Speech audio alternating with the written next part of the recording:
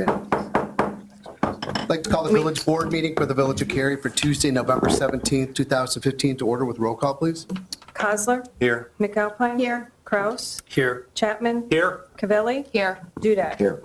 Thank you. Would you please join me in the Pledge of Allegiance?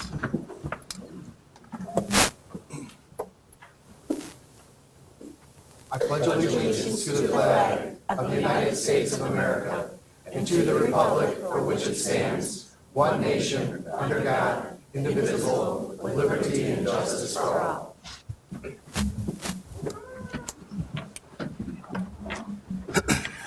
Thank you. We'll now move to open forum where the public is invited to make an issue-oriented comment on any matter of public concern not otherwise on the agenda. Nobody. Nancy, no one's signed in?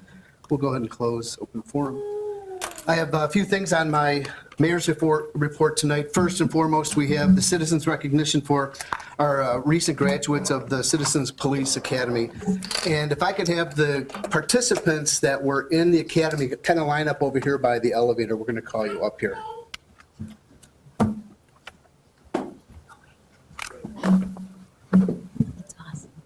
We can further complicate it by saying line up alphabetically. If you want. According to ICE. I just put them in. It doesn't matter. Just come up when you're called.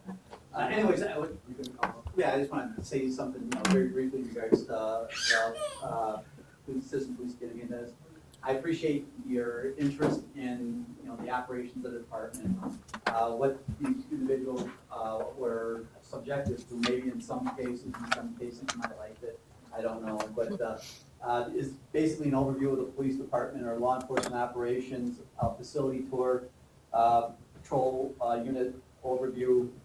They were explaining the hiring process, and if you've never been explained the hiring process in regards to police officers, it's complicated to some degree. Police dispatch, our communications facility, the use of force overview, use of force laws, our tactics, things of that nature. And they also observed a canine demonstration. They were presented some information related to traffic enforcement and crash investigation and law enforcement mutual aid. Specifically, one of our newer police officers assigned the Northern Illinois Police Alarm System Emergency Services Team. I would be remiss if I didn't thank a couple of outside entities as it relates to the Citizen Police Academy, and that is the Sheriff's Office, Sheriff Bill Preem. He had 2 canines down here, a German Shepherd and a Bloodhound for tracking, and there's a demonstration and related to that. The State's Attorney's Office, State's Attorney Bianchi was here, in addition to one of his assistant state's attorneys with him. And then certainly we had a tour of our Southeast Emergency Communications facility, CCOM, and that's where our calls for service and inquiries and things of that nature are processed. I think that is as complicated to some degree as being a police officer sometimes. And then internally, Deputy Chief Nadenoff, who's in the back, and Officer Jason Williamson were the facilitators of this group. Deputy Chief Nadenoff, Sergeant Witherow, Sergeant Winkleman, Officers Jason Williamson, Anthony Stanky, and Sarah Barham all did presentations to the participants. So with that, I hope it was enlightening. I hope you enjoyed it. And I guess from that point, we'll call them up and present them their certificates. Yeah, but a couple things. Number one,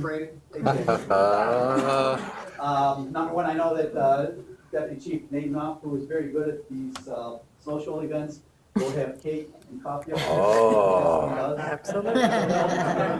Oh, wow. Better coming from you. There will be cake. And again, I know that we have some members of previous Citizen Police Academies here, and I found them a job this year. Bill Pickett was very instrumental in getting us the National Night Out presentation this year, and I think that we found something that everyone enjoyed, and it worked out real well for us. So I'd like to see, stay involved. If you want to stay involved, then Bill Pickett's the person to contact if you'd like to do that. Sorry. Allison Carmody.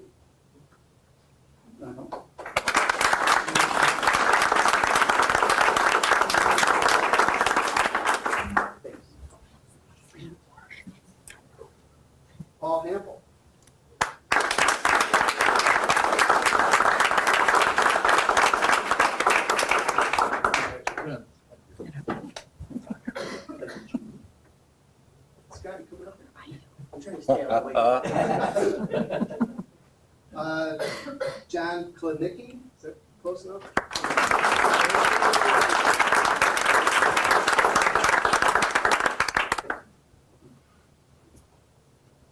Surprise.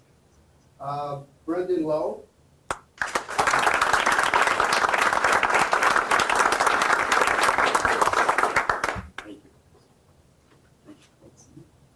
Maureen McGuire.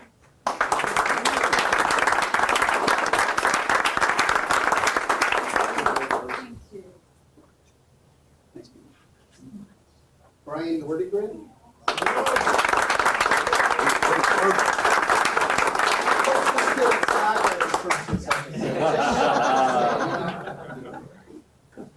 Coming back to haunt me. Catherine Potter.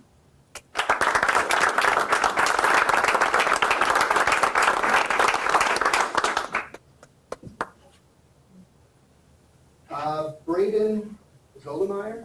He's not here. Melissa Pettier. And Jennifer Weinberger.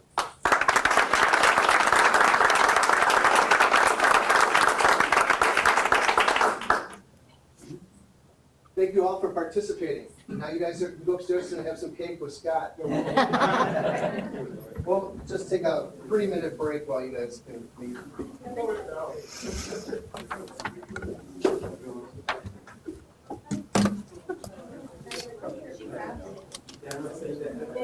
You're always welcome to stay and hear the rest of the meeting. Yeah, right. You see that? Chief, when does the next class start? I don't know. Okay. You know, we try to do it on an annual basis. Congratulations. We did try to start it in the spring this year, but we couldn't get enough people Sure. to participate, and minimally, it doesn't make sense to do it with anything less than 10. 10, okay. You gotta do it? Yeah. Yeah, I think that was great. Peter, he's feeling better.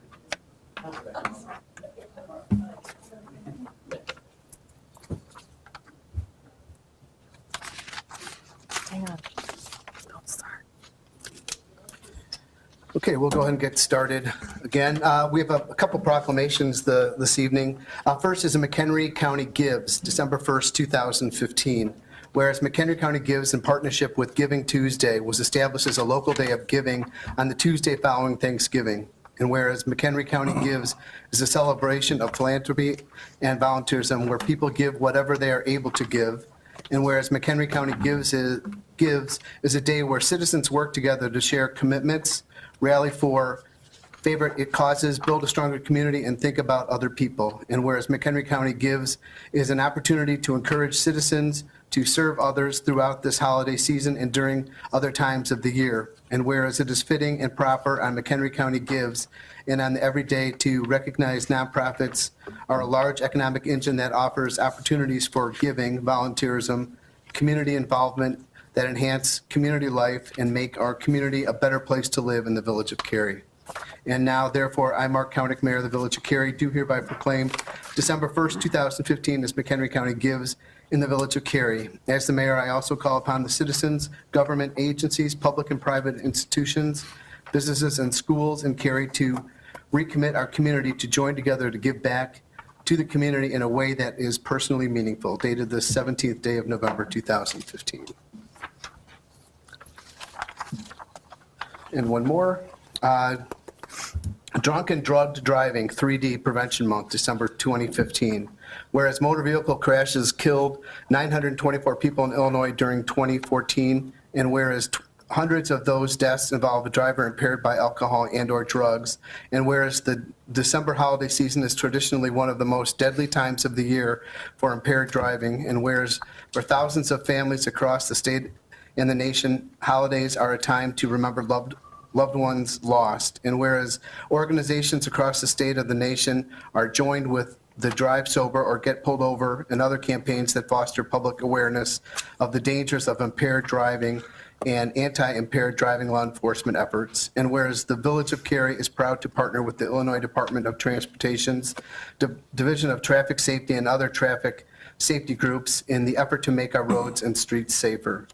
And therefore, I, Mark Kalnick, Mayor of the Village of Cary, do hereby proclaim December 2015 as Drunk and Drugged Driving 3D Prevention Month in Cary. And I do hereby call upon all residents, government agencies, business leaders, hospitals, and healthcare providers, schools, and public and private institutions to promote awareness of the impaired driving problem, to support programs and policies to reduce the incidence of impaired driving, and to promote safer and healthier behaviors regarding the use of alcohol and other drugs this December holiday season and throughout the year, dated the 17th day of November 2015. Thank you.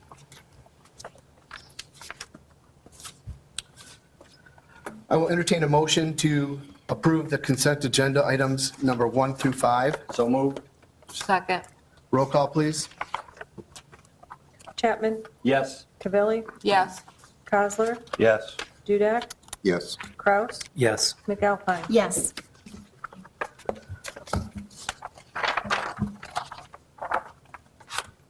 Okay, moving to items for separate action.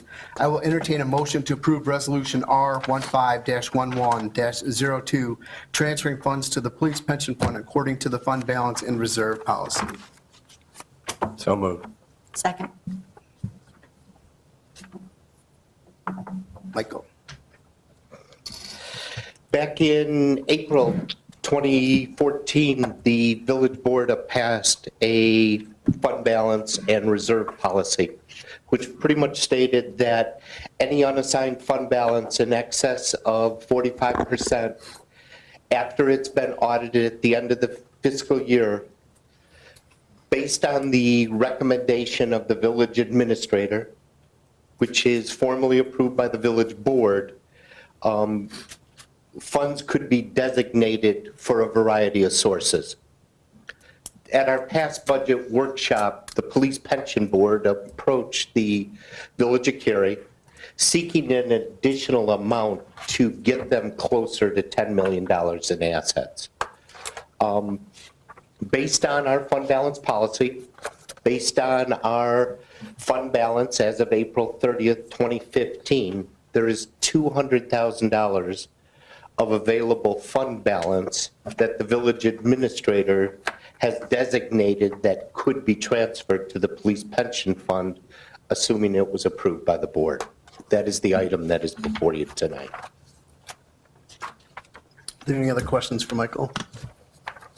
I think this is a good story in that it's per se, excess fund balance, but it's indicative of the work done in the past budget year of running a lean budget and thinking about how we contract for services. In this case, I think a good chunk of it was that we used the outside tree removal approach, and we're way under on what we thought we'd have to spend. So I mean, it's a good story in that we can redeploy the resources to another obligation that we have, and it's the first year that we've been able to do that under this new policy. So this was set by the prior board, and I think it's not necessarily something you'll have the opportunity to do every year, depending on how things progress, but it's a good story this year. What is the funding level of the police pension in terms of, Currently right above 50%. do you have an idea how much $200,000 will affect that? Well, Let's answer it simply. I mean, the bottom line was the pension board had approached us in November of last year and wanted to speak to the board during tax levy discussions this time last year. We asked them to come to budget workshop, and they presented in March of 15 and essentially asked for some consideration to help them get to 10 million in assets. And this doesn't get them to 10 million in assets. It makes a dent in it. Obviously, returns this year have been what they are in the market. But on a one-time basis, it was designed to make that commitment to them, not one that will be sustained in future years. We have other places for this with building funds and other, sites. But if that answers your question, that's why we did it that way this year. I think that was the same question I was going to ask. So we're at about 5 million right now? No, Reach that goal? it's over 9 million. Yeah. Oh, They were about 600,000 away from the. So the 10 200 million brings us mark. to about 400 or to about 600? It's a floating number because of the market returns. So it's somewhere I would surmise between 9.5 million and 10 million, be my guess. I mean, the market changes daily, as you know, but I mean, they're awfully close, and it gets them to a level where they can, as we talked about at committee tonight, they have some other investment choices that can be done in more aggressive fashion, which is, a good decision. So the 50% that you're talking about is the total pension fund that we have to Right. get to by 2040? Yes, that's the funded level that the Attorney So Simon that's asked what it is about. currently funded up to. There is 50% that remains to be funded by 2040. Right, that's what I'm saying. Correct. Anything else? Roll call, please. Counselor? Yes. McAlpine? Yes. Kraus? Yes. Dudek? Yes. Cavelli? Yes. Chapman? Yes. Thank you. I will entertain a motion to approve ordinance 015-11-03, amending section 10.16.030, stop streets of the Code of Ordinances of the Village of Cary for Cimarron Drive at Hampton Street / Chicory Ridge Trail. So moved. Second. Hey, Eric. Hello again. This item before you is with regards to an existing condition that through the combined efforts of police and public works, we've assessed a unusual configuration of stop signs. Cimarron Drive, as you might be aware, shown on the map there, is a major collector street through one of the largest subdivisions in town. Hampton Street, which is the south leg of that intersection, and Chicory Ridge Drive is the north section. It's actually the minor street, so the streets with the lower traffic volumes. Currently, those are the two that have the through movements, whereas Cimarron is stop controlled. So it's essentially backwards. Likely due to the fact that the subdivision to the west wasn't built till a later date. So what was originally a T intersection became a extension, but the stop control wasn't rearranged and reconfigured at the time. So that leaves us with basically three options before us at this time. You can leave the existing non-standard condition. It does leave motorists like an unconventional approach, and they won't be expecting necessarily that cars on the small side street are going to continue moving without stopping. We can reverse the stop signs to the more traditional approach based on what you would normally see through that subdivision, or we can add always stop control. Normally, you can't do that without certain volume requirements or other conditions being met through the federal guidelines with the Manual of Uniform Traffic Control Devices.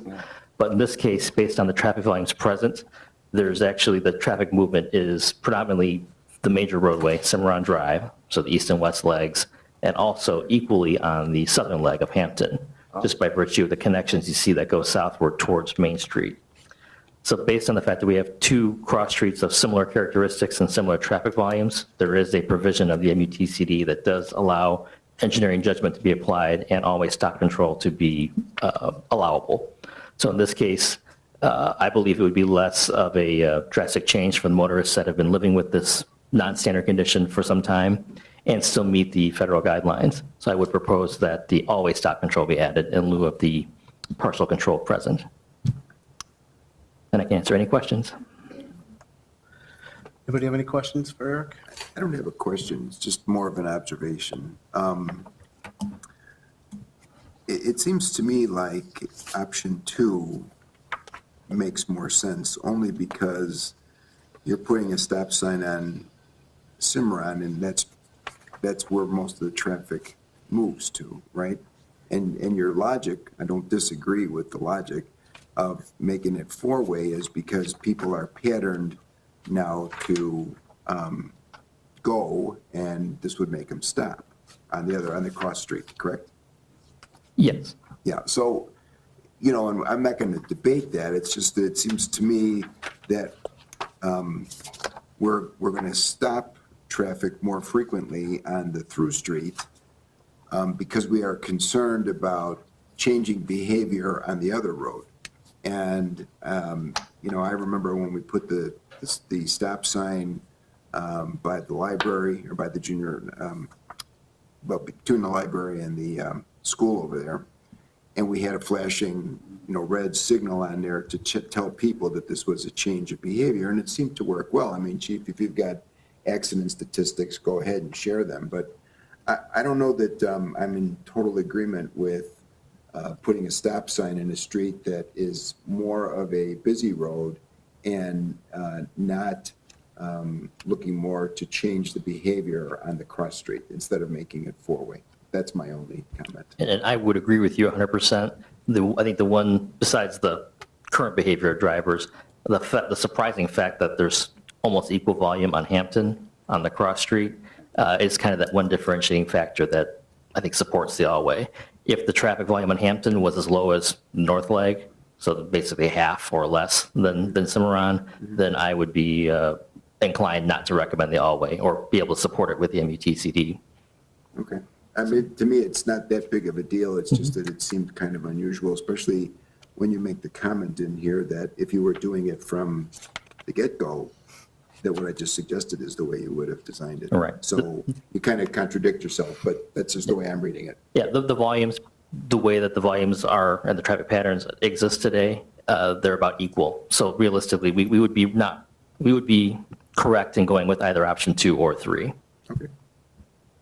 So it does, because of that fact, we have that allowable judgment and application. So if the board so chooses, we could implement 2. We would just have a little bit extra driver education involved and with the signage change, but it's not insurmountable. Chief, you're okay with 3? I mean, that's your recommendation. I guess I got to defer to a professional. Well, first off, I appreciate you calling me a professional. But secondarily, both Eric and I identified this intersection in regards to just us driving through town, in terms of it was odd that they had selected to put stop signs on Cimarron, which has the characteristics of a roadway that is very wide. And in my opinion, I don't know the thought process behind it, but it looked like it was going to be a through street somewhere down the road, and it, somewhere they stopped that thought and ended up kind of terminating it into Cambria. Number one, but number 2, the all-way stop seems to be the best option right now because of just what has been indicated here as it relates to driver behavior. People coming off of Hampton are going to expect the drivers on Cimarron to yield to them, and for a period of time, that's not going to happen. And although they would be wrong, they would be involved in a collision nonetheless. So I think that making it an all-way stop, given the fact that it ends a block from there anyways, is probably not a bad option, and it preserves the characteristic of that intersection as it exists right now. Does that sound right? It does, but don't we have to educate people on Cimarron now? Well, no, they already have They're to stop already on stopping. Cimarron. Stopping. They're already- They're already Yeah, stopping. it's the secondary road that didn't have the stop signs on it, and both Eric and I identified that right away, like, how did this happen? Yeah. And it was no doubt somewhere down the road where there was some degree of complaint. So right now, they stop on Cimarron. Okay. Thank you. So the option everybody is considering here is option 3 then? Yes.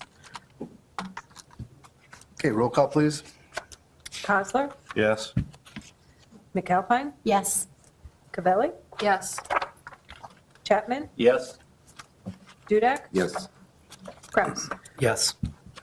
Thank you. I will entertain a motion to approve ordinance 015-11-04, granting a conditional use for an 8-unit planned development with duplexes, final plat of subdivision, and 5 variations to the village's code requirements for building setbacks, density, and retention of existing trees. So moved. Second. Thank you. Hi, Brian. Thank you, Mayor and Board. Just a brief overview. As the board may recall, this item was discussed previously in September at the Zoning Board, Zoning Planning Appeals Board, and then at the October 6th Village Board meeting.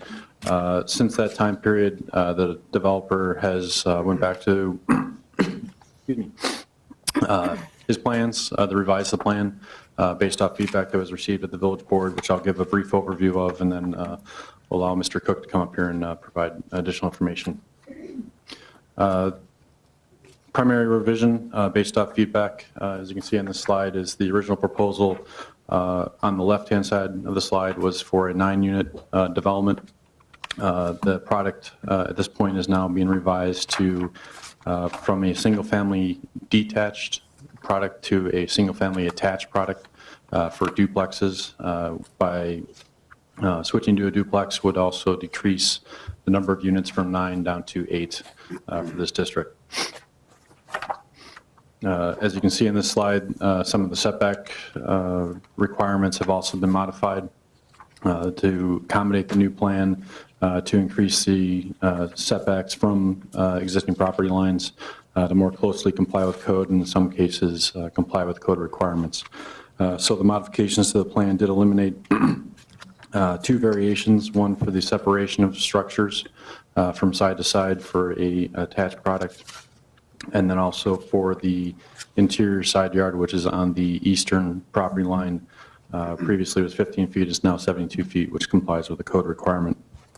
Also, the switch to a attached housing type of product automatically kicks in the requirement in our code for the development impact fees for attached housing, so that request is no longer required, as that was a request to apply to the previous product.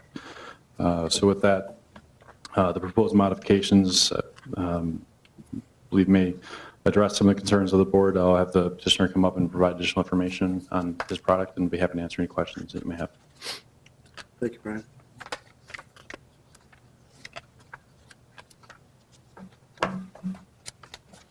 Thanks, Brian.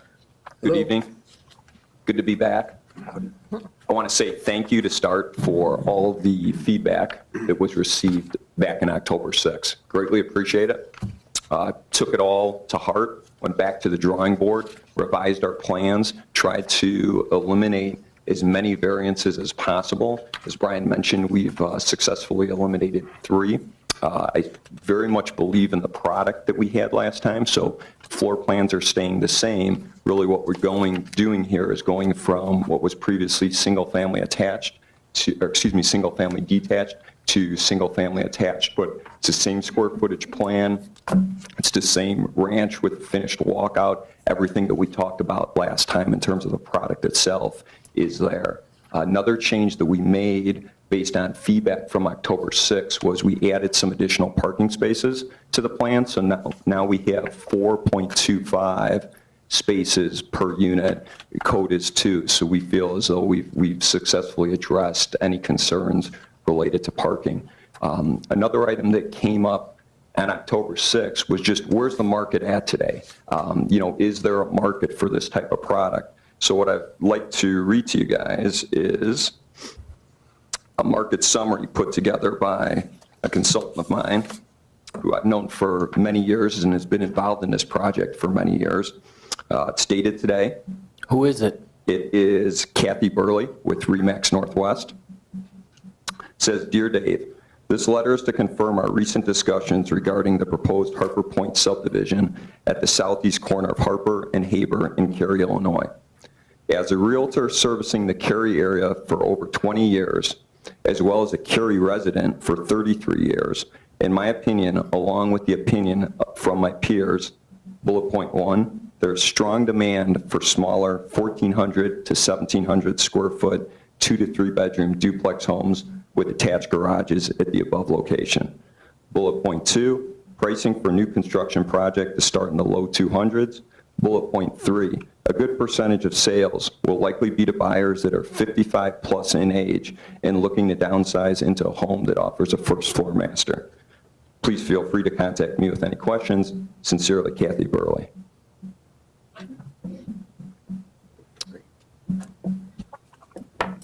I think that summarizes, what we've done. To put it kind of all in recap here, I presented to the board last January 9-unit plan with a lot of the variations that were talked through back in October, received a thumbs up, put together all final engineering plans, put a ton of resources, a ton of time into it, received a favorable staff recommendation, then went to ZBA, received a favorable vote there. We had our October 6th meeting, had some comments and concerns come up. I think we've done a great job of addressing them, made some plan changes, and here I am tonight. Again, I'm very strong about the project. It's new construction in town. It's going to serve a segment of the population where there's not that much housing available for it, and I'm welcome to any comments, questions, or feedback. What was the second point you made there from her letter? Second point is pricing for the new construction project to start in the low 200s. There was also to support what you had just submitted from Kathy Burley, who's been a realtor in town for a while. There was an article in the Northwest Herald, I think a week and a half ago, stating that there is not enough, independent senior living in that same demographic that you were stating about the size of the home, single-story living. So I thought that was very interesting, and I just thought the timing was very good. Another question I had about this: how does this affect the elevations? Elevations are going to stay the same. So obviously, we're going from single-family detached to single-family attached. Obviously, I've got a little bit of work on the architectural side to pull that together, but once those elevations are there, they will, be in very close to scope of what's been presented earlier. So I'm more than happy to work with staff on those or come back and show you guys as well. I have a general question that this doesn't have anything to do with the petitioner per se, but I'm just wondering how the whole site plan was changed without this going back to ZPA. Brian, can you come up and speak to that? Thank you. It's based off it's in the review process that, submitted a petition through the zoning process, and based off feedback that he's received through that process at the village board level, he can make modifications to it. The modifications are not to the nature that they've kicked in additional variations requests. They've actually reduced in scope what's being or what was requested or discussed. So it wasn't anything that would require an additional public hearing to re-notify for those requests, because they're reduced in scope from what was.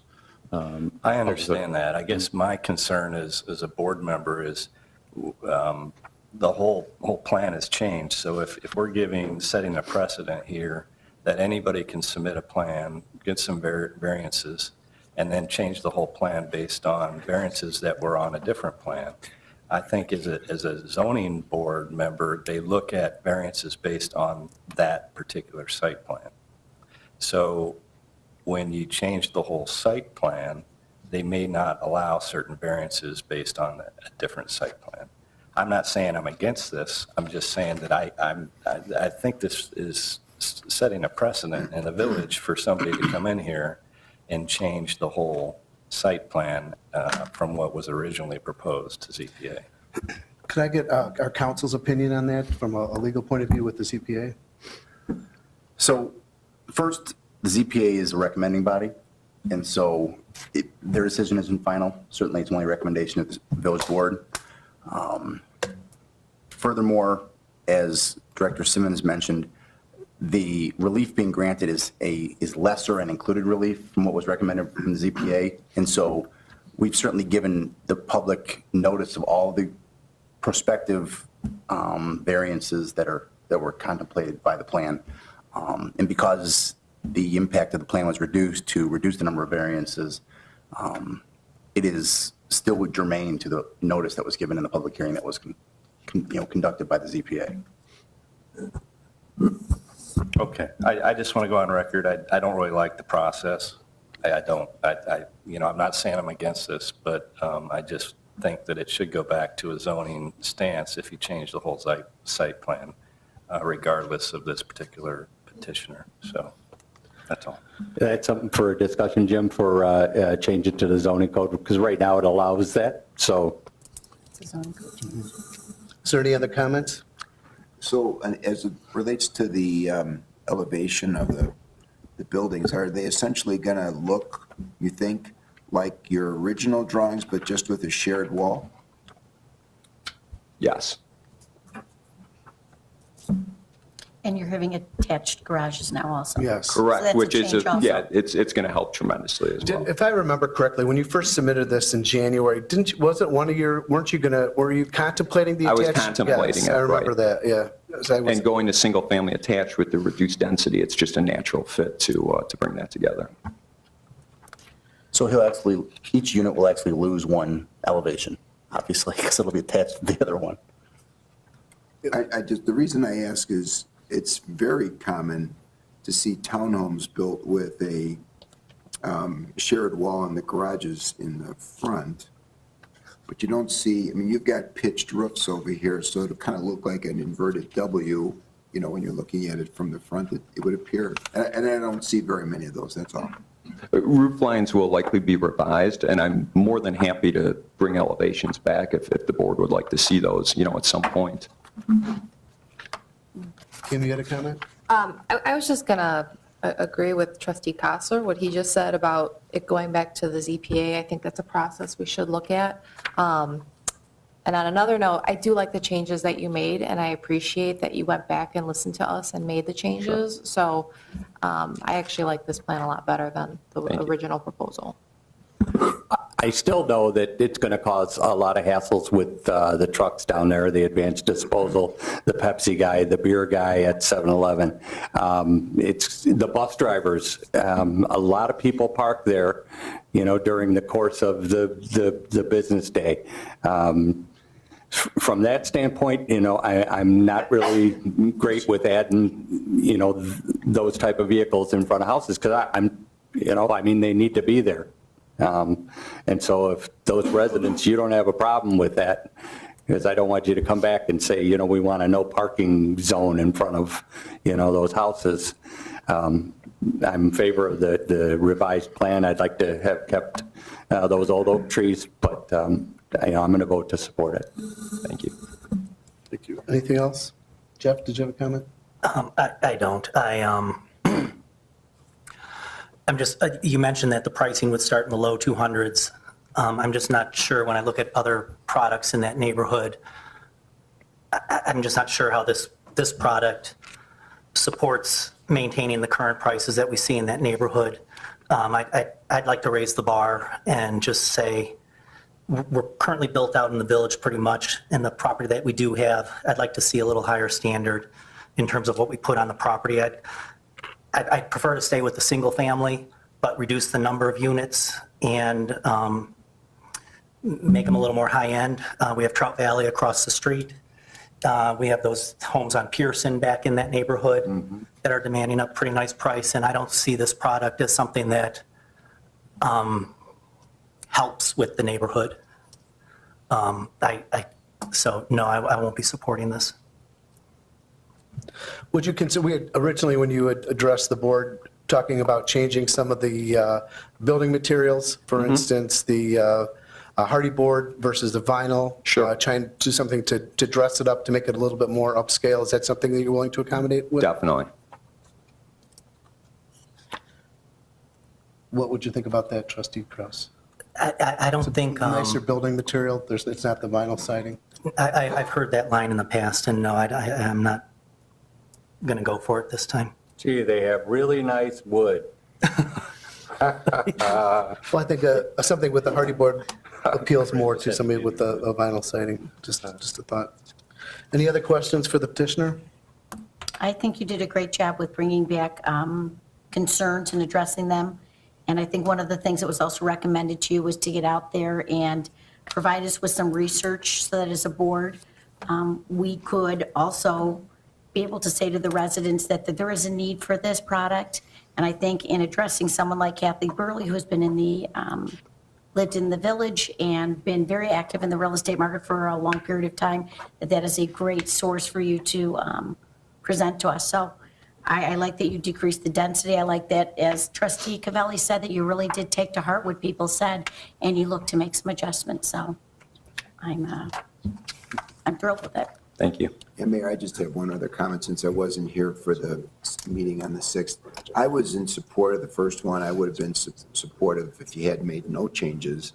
I think this is a an infill project that we have precious few, if any, going on within this community.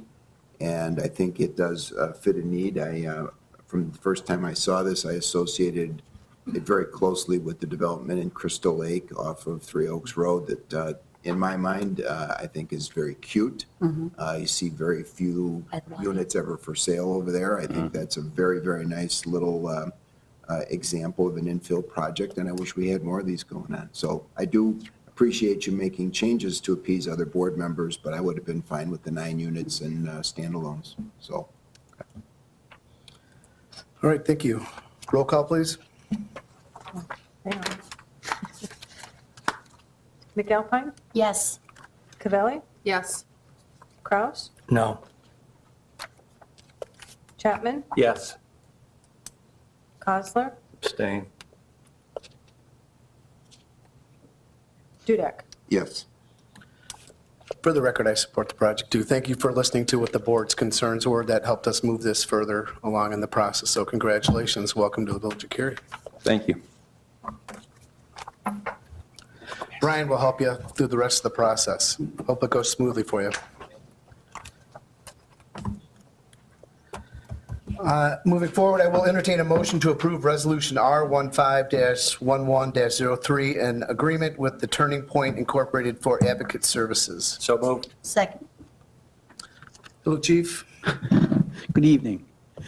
Again, yeah, this is something that we discussed at the committee level. There's a couple things that have changed as it relates to terminology. When we were drafting the agreement, instead of using the term social worker, there's the word advocate. That was something that Turning Point addresses in relation to their employees. Again, this is the concept for this initially began in our, preparation for the budget this year, and we had set aside an amount of money up to $50,000. Again, the concept was to look at perhaps sharing services with another entity or bringing on somebody part-time, but that would be an employee. In this particular instance, we've found a solution where we are able to contract services from Turning Point, who provide these services already. And interestingly enough, I had received an email from Jane Farmer. 2 things. Number one, she's very excited to go forward with this project. Initially, number one. Number two, that it's substantially similar to a project that occurred some time ago, but they lost funding, and when we were talking about that today, she indicated that those funds were Department of Justice funds that were no longer available, and as again, she's looking for her insurance provider looked at the agreement, and they were in approval of the terms of the agreement that we presented, which has been reviewed by legal counsel and amended based on their suggestions. So I guess at this point, I would entertain any questions you have in regards to this. Yes, sir. I thought of a couple of things, Chief. Once the residents engaged by the advocate, does that become then a medical service at all?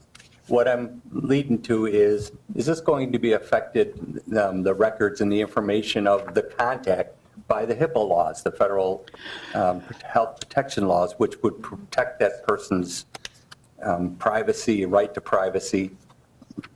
Well, I'm sorry, go ahead. Yeah, no, I just don't know if that was thought of, but.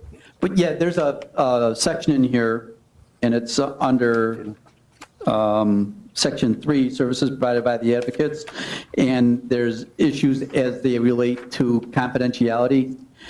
And one of the issues that was addressed by legal counsel was the last line in terms of we were trying to protect, the client's confidentiality. And the last line was added by our legal counsel as it relates to for limited purposes of sharing information and follow-up services. The village's police personnel will be treated as agents of the provider for reasons of confidentiality and case coordination. But there's also a section in here that relates to the release of those that information if we're compelled to. And that would be under perhaps FOIA, although we would redact victim information, or if it was required by a court document like a subpoena. Okay, all right. So those were things that were addressed, and I might have misspoke in regards to that line. I was looking for another line that it was unless the appropriate waiver forms have been obtained or unless the provider or the village are required by state law or court order to release the records. Okay. So that's the confidentiality protection that you're probably referring to. Yeah, so there will be a signed form. Correct. Okay, that's what I'm looking at, Thank you. protect this. I'm sorry, I didn't mean to misdirect you in regards to the last line. I know it was the last line, I just picked the wrong one. It was- Any other comments? I have some. So I just want to clarify from the committee of the whole discussion that we had. This service Turning Point is currently, it's something that a Cary resident could seek if they wanted to, if there were a situation here. Yes, and in fact, they would be referred to that, but Okay. now we're going to take a proactive Sure. perspective rather than saying, this is available to you. And then the place where they would obtain those services would be Woodstock versus someone coming down and Right. actively engaging the party that would be potentially in need of those services. The reason why I asked that is because I also did some looking on the state's attorney's website for McHenry, and they also offer a victim assistance program too. So there's also that for victims of the domestic batteries. And so what I was looking at is when I got the stats, as far as specifics, it looks like the repeat offenders, the recidivism, is relatively low. We're talking single digits. So given the fact that. That I could tell you. We don't keep Right. those, so I was looking at it more from a basis It of looked like address. over the 3 years. Right, over it was all address single versus a digits. person, because I didn't have that information. Sure. But I guess, so I guess what I struggle with paying $15,000 for as a taxpayer is that this service already exists in Woodstock, so if they want to seek the help, they have it. If they are a victim, there's also services provided through the state's attorney's offices. So services already exist.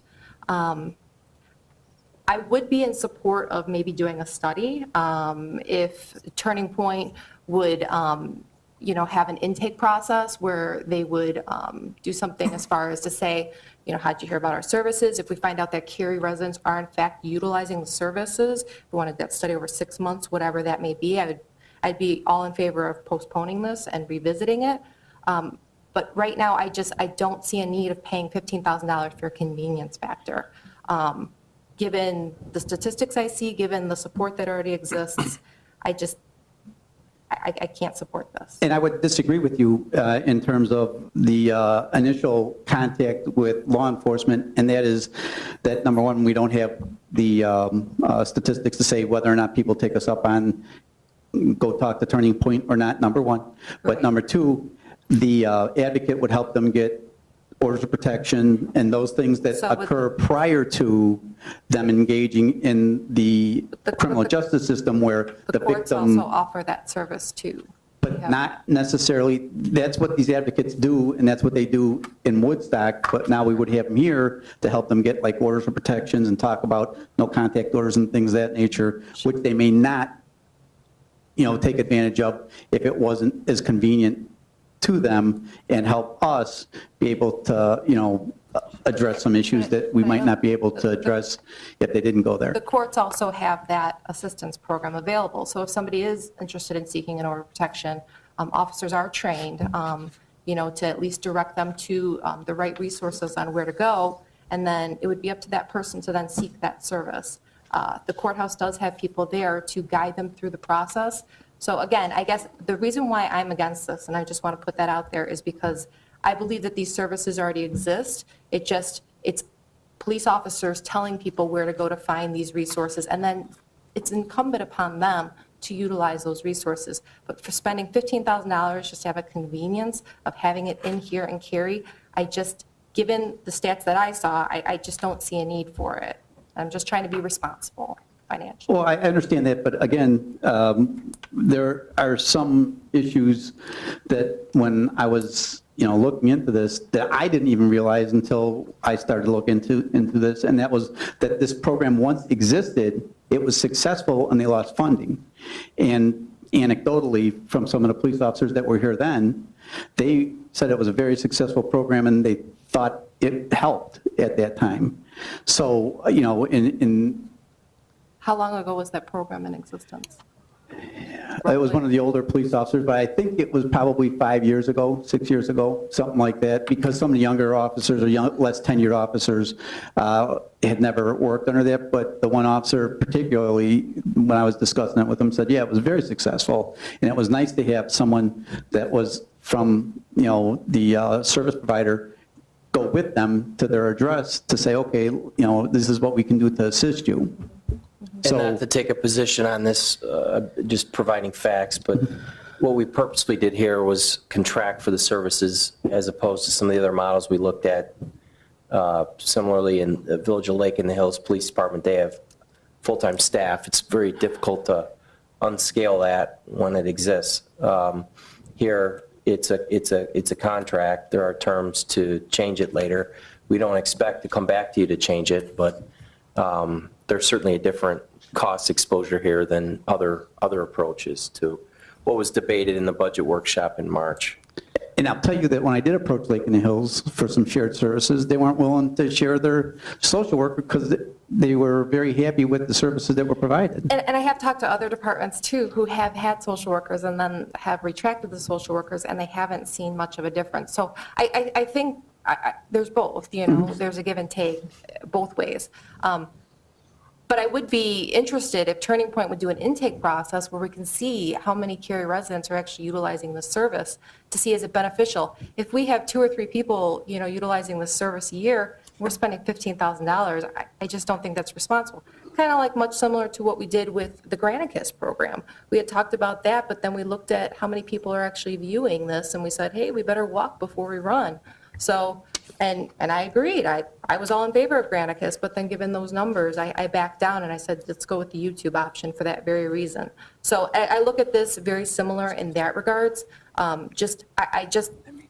I question how much it's really going to be utilized. Well, and I would contend that that's indeed what we're just doing here, is we're walking before we're running, because, conceptually, we were looking at perhaps staff, and now we determined that maybe this is a better way to go as it relates to, bringing those services here and Right. see how it works. We're bringing that convenience factor here, but that it already exists. That's my contention, is this already exists. This Turning Point service already exists, but it exists in Woodstock and not in Cary.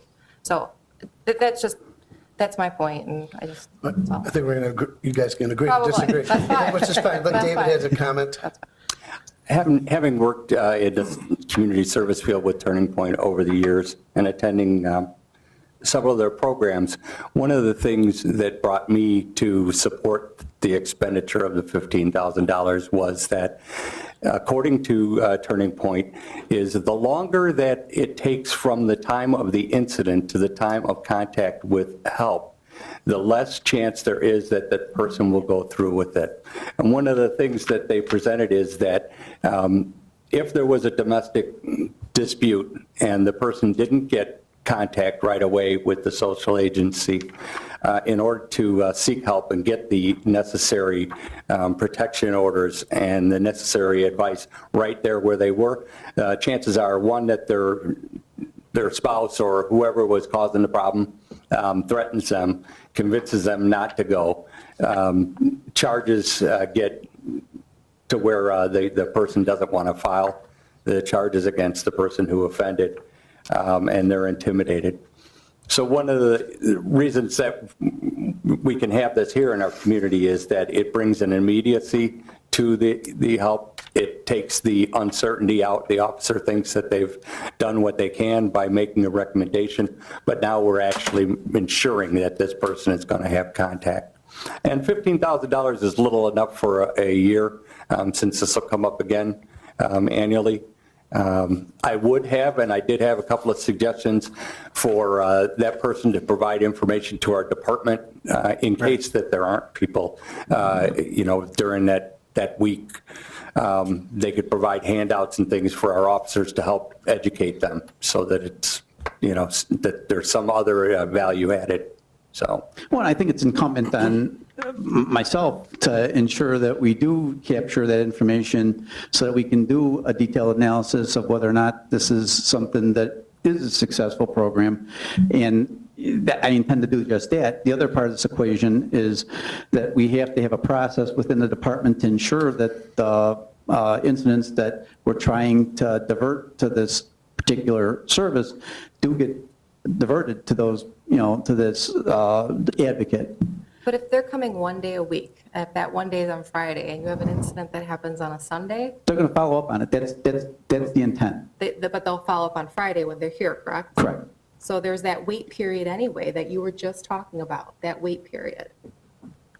That's exactly what I was going to bring up, was just that if they're only here on Friday and something happens on Monday, the officers are going to refer them, what will the officer then say to that person?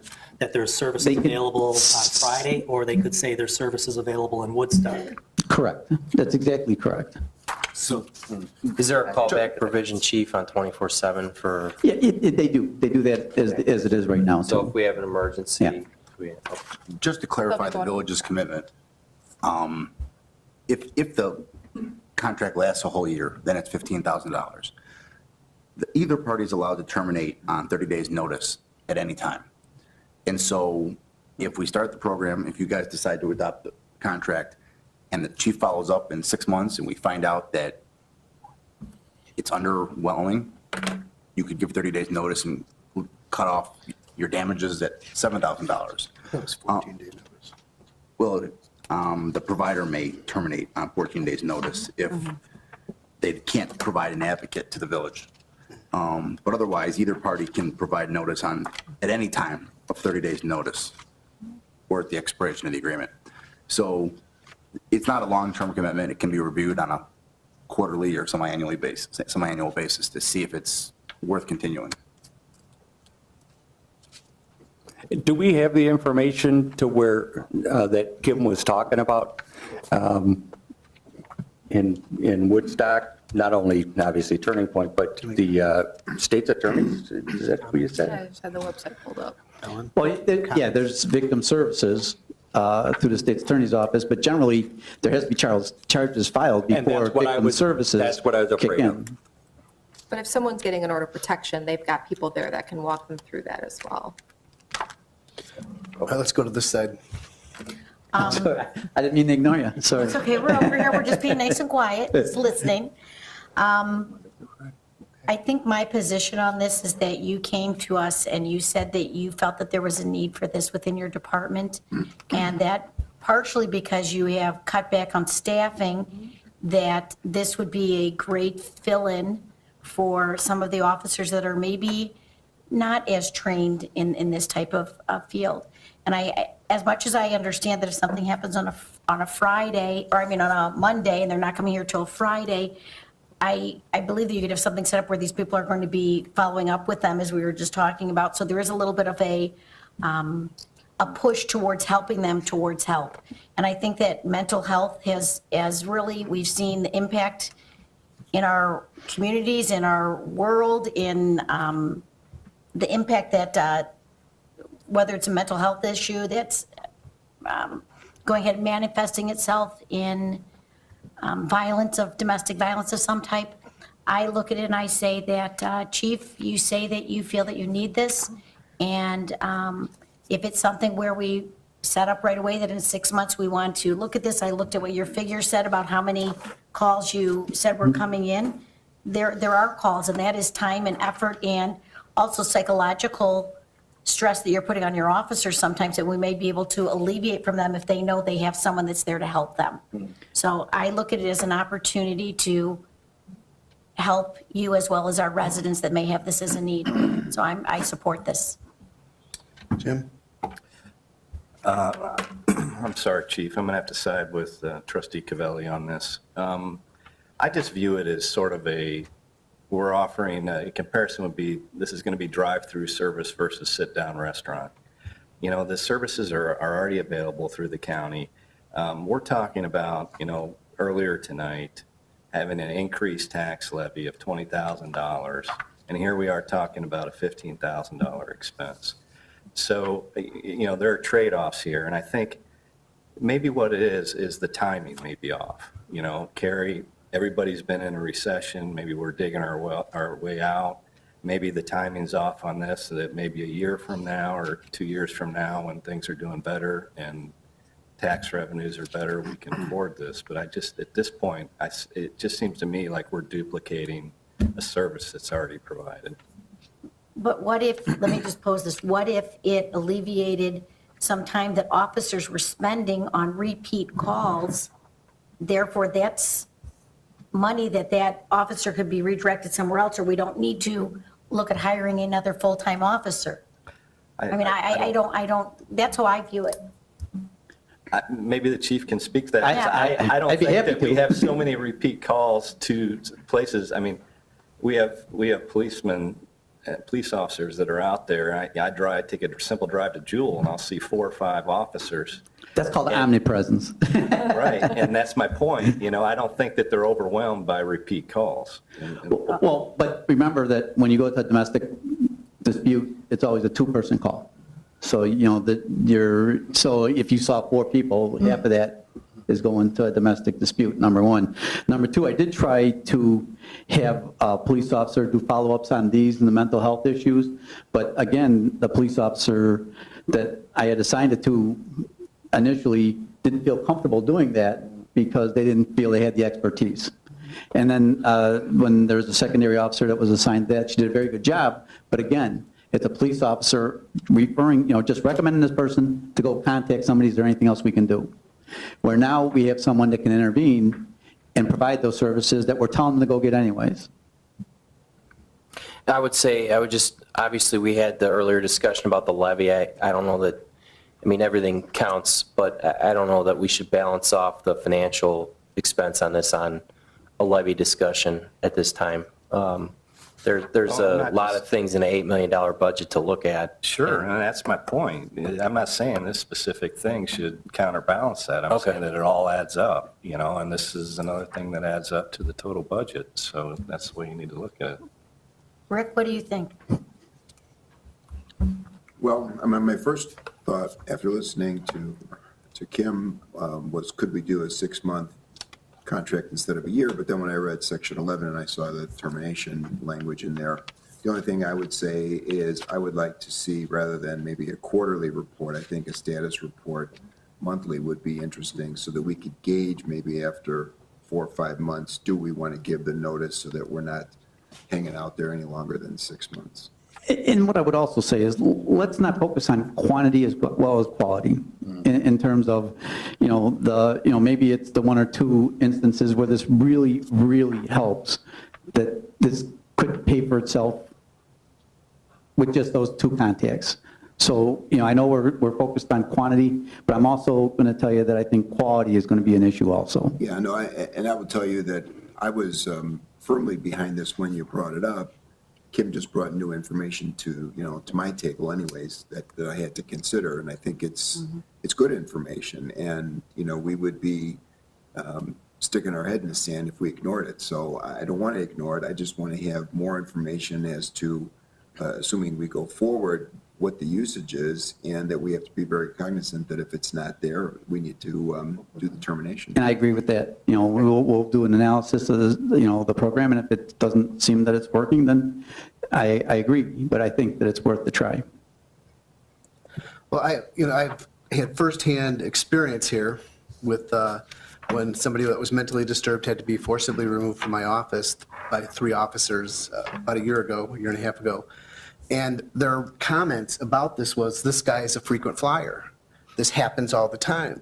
So I'm thinking, I look at it as more of like a point of service, that we have they're affecting our community. They live in our community, and it's up to us to have this liaison follow up if this happens on a Thursday, like it did during my office hours.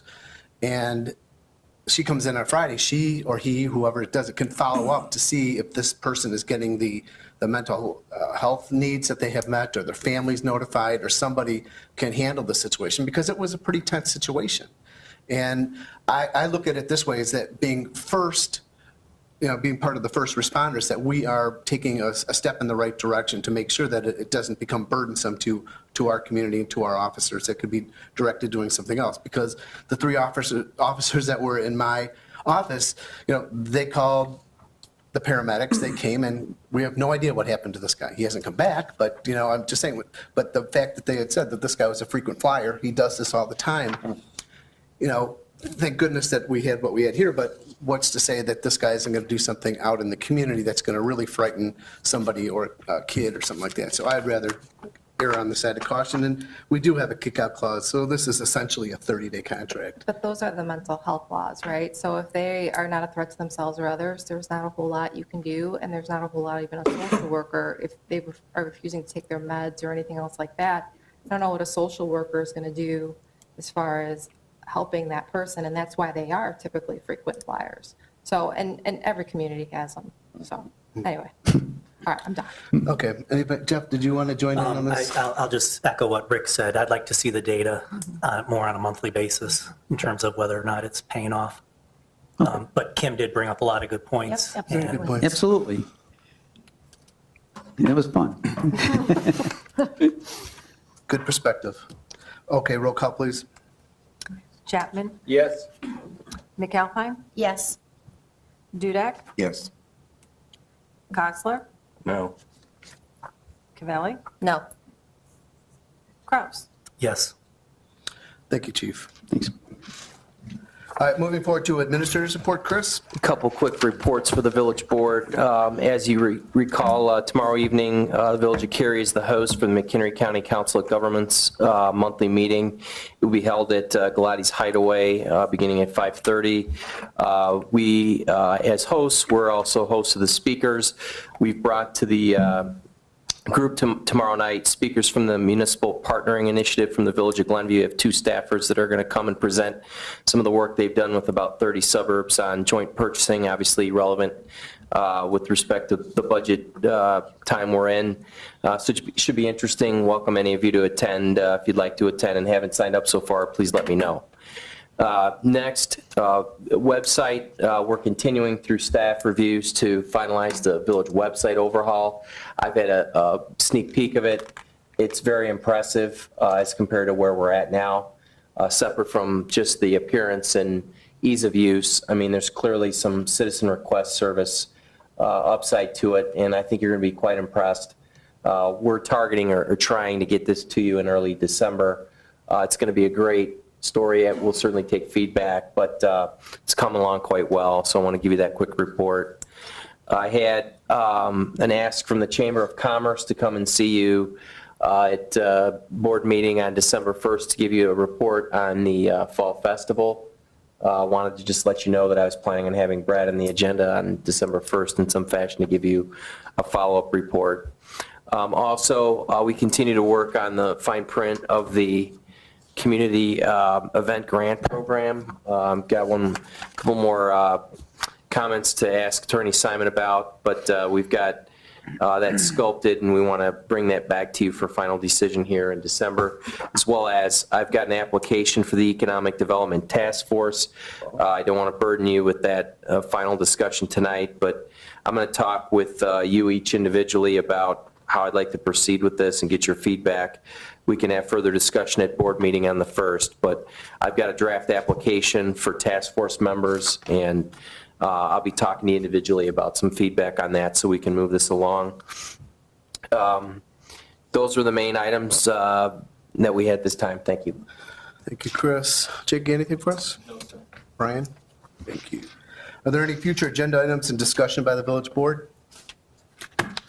Okay, I will entertain a motion to adjourn into an executive session to discuss litigation pertaining to pending personnel, collective bargaining, and real estate purchase or lease. So moved. Second. All in favor? Aye. Opposed? Thank you. Thank you. Okay, I will entertain a motion to return from executive session. So moved. Second. All in favor? Aye. Opposed? Thank you. Before we adjourn, I just want to remind everybody that we have a special board meeting on this Thursday, November 19th at 6 o'clock here at Village Hall. The meeting will be held up in the great room, so we'll see you there. If you're unable to attend, please let one of us know. Okay, I will entertain a motion to adjourn. Second. All in favor? Aye. Aye. Opposed? Thank you.